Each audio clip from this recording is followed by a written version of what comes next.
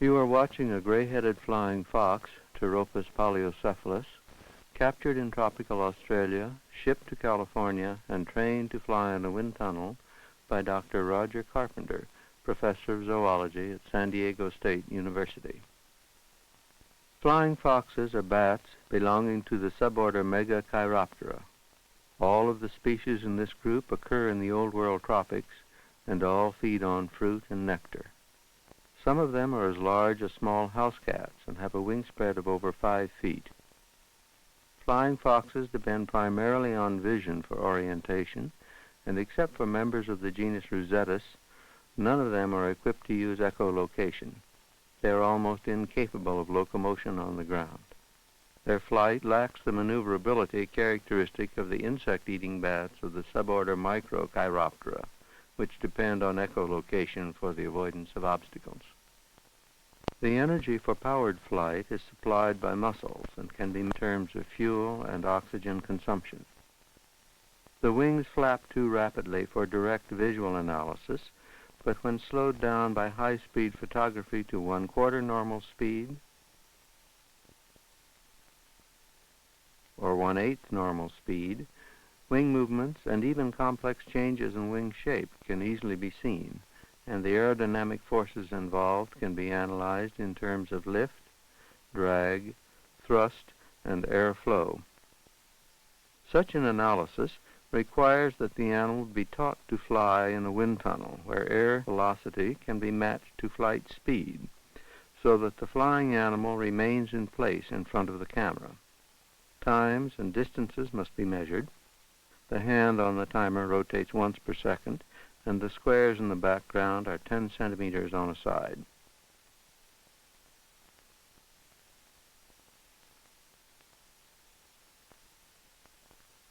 Under natural conditions, flying foxes can take by dropping vertically from the roost.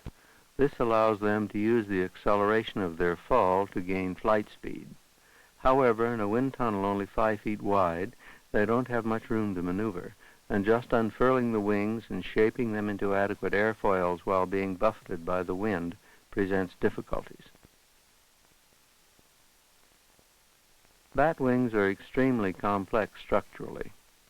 They are supported by both the front and hind limbs and extend along the sides of the body from the neck to the hind feet. The digits of the hand are enclosed within the wing. However, the clawed thumbs extend free of the wing membranes and are used as hooks for climbing and for food handling. The other digits are extremely long and help to control the shape and curvature of the wing, particularly near the tip, where most of the thrust is developed.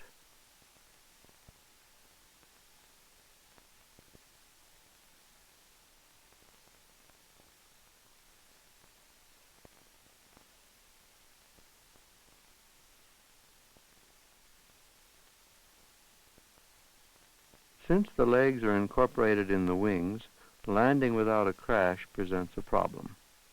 The method employed depends on the nature of the roost.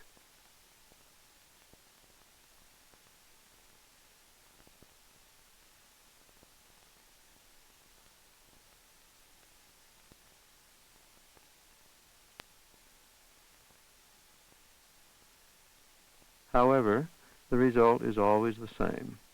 The animal ends up hanging head downwards with wings furled.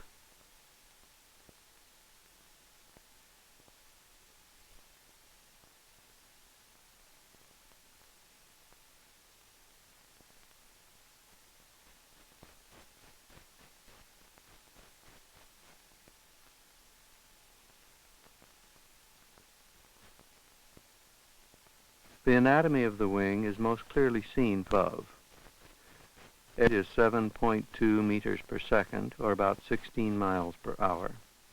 Wing beat frequency is approximately 3 per second. The contour of the leading edge of the wing is controlled by a heavy ligament extending from the shoulder along the front of the wing to the second digit. The shape of the trailing edge of the wing is controlled primarily by the hind legs, which keep it stretched and under tension. The bones of the arms form bulges on the surface of the wing, which generate turbulence in the air of the boundary layer and increase the amount of lift that the wing can generate. Flying foxes do not have an aerodynamically functional tail, and for longitudinal stability, they depend on precise control of the profile of the wing tip and the curvature of the trailing edge of the wing. The wing membranes are richly supplied with muscles and elastic fibers, which help to modify the curvature of the wing and to control its area. There are many blood vessels in the wing membranes, and when these are engorged with blood, they allow the bat to dissipate the large quantities of heat produced by the contractions of the powerful wing muscles.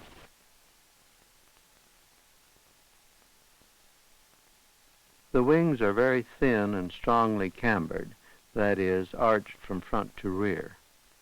Wings with this shape produce strong lift at low air speeds, which correlates nicely with the fact that these bats fly much more slowly than do birds of the same size. Most of the lift is generated by the inner segment of the wing.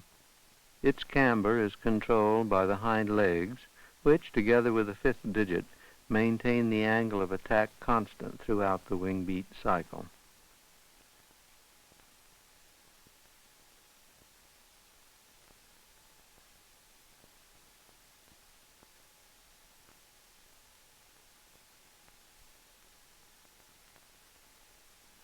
The forward thrust comes mostly from the wing tips, which function somewhat like variable speed propellers. At the end of each downstroke, they are partly folded and then quickly flipped to the up position. When maneuvering, the independent control of each wing is obvious.